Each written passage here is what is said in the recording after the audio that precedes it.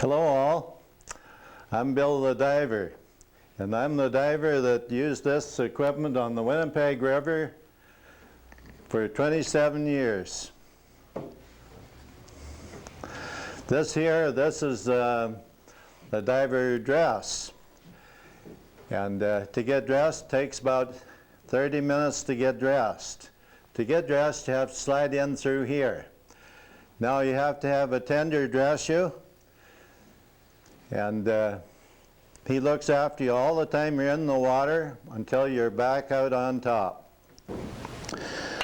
And over here, well, we have a 3-cylinder pump, which is the air supply for the diver. The air comes out through this hose here. The pump, that's turned by 2 persons and 12 revolutions per minute. These pumps are lubricated with olive oil. If they're lubricated with mineral oil, that would contaminate the air and burn your lungs. Over here we have a dress diver, and here are the clamps that clamp the water out so it's sealed tight up in here. That is all tightened by the diver tender. Now here we have the helmet, and here we have the breastplate. That's 40 pounds. And in here we have in where you look out when you're diving. There isn't very much room to look through right there. And over here, this is the radio telephone. The radio telephone will talk to the radio telephone over on deck. And when they talk to the speaker over there, I would hear it right here, in through this speaker. This is the waist belt. This is 100 pounds. Each of these blocks, they're 10 pounds each. And there's 100 pounds there. Now, the boots, well, that's 12 pounds each. There's an inch of lead under each boot.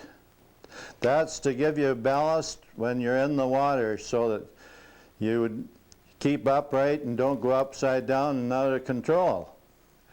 So over here, this is a feeler that I would use for feeling around wherever I go in around the rocks, holes in the cement, or anything like that. I used to make them, different types of them. Over here, this is the underwater lamp. Now, there's no globe on there. If there's a globe on there, that would overheat and burn out.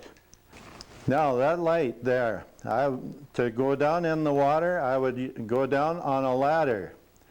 All the way to the bottom, I would take that light with me, and I would just put that light over the bottom rung. And that's how I would find my way back to the ladder. When you're in the water, well, the water is very murky. Up here in the top right corner, that's my cold weather mitts, and I would use them for under ice diving. My first under ice dive was January the 5th, 1950. Pine Falls Mill Pond, and 32 feet of fast cold water. Over here we have a very rare pump, and this is a 1910. It took 2 men to operate that pump, and I've talked to one of the 2 divers who used it for an air supply. It was good for up to 50 feet deep. I helped restore this pump some years ago, and to my knowledge, this is the only pump in Western Canada that is complete. So over here, that's my original radio from 1950 in March. Before then, I didn't have a radio that really was reliable. So up on top here, the groceries. Well, the Juicy Fruit chewing gum. I used half a stick of gum at a time, and that's to keep my ears from blocking. If you don't unblock your ears, it can really hurt your ears. And that's the same thing as going on the airplane. So the ivory soap, well, that's to lather the hands up well for sliding into the wristlets, getting dressed or undressed. And over here, that belt on that diver, that is my original belt from 1943. All them corners, they're all round. And that's from getting dragged in the fast water on the Winnipeg River. There's a jockey strap on that belt, and there's also straps for over the shoulder. Now that is a fixed belt. If I wanted to get out of that belt, I couldn't have. It would have stayed right with me. But at least if I'd have went upside down or over on my back, I would have been under control all the time with the weights. That's my original boots from 1943. They are really worn out. The leads are worn out pretty much. This is the toe caps here, and that's to prevent the toes from getting hurt. This one here is wore away quite a bit, and that's what happens when you kick yourself along to get around. It's like I used my one foot more than the other. This breast pad, that's for protecting over top of the shoulders. There's not very much meat on top of the shoulders. That is my original breast pad, and the top of those corners, they are wore in thin. Over here we have underwater cutting equipment. This is the oxyacetylene method. And you use about 80 pounds oxygen on that for cutting. Here's the torch here. Now, with this torch, it was lit up above on the top deck and then sent down to me as in a lit position. It didn't always come down lit.